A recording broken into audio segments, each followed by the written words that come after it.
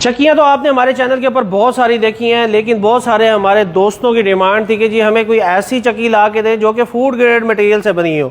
मतलब उनका ये कहना था कि हमें एसएस बॉडी के अंदर फूड ग्रेड मटेरियल के बनी हुई चक्की का मसला हल करके दें, जो कि पाकिस्तान के अंदर अभी तक अवेलेबल नहीं थी। ये मसला हमने हल किया डॉन एग्रो की मदद से, जो कि चाइना के अंदर एक बहुत अच्छी कंपनी है, OEM स्टैंडर्ड का माल बनाती है।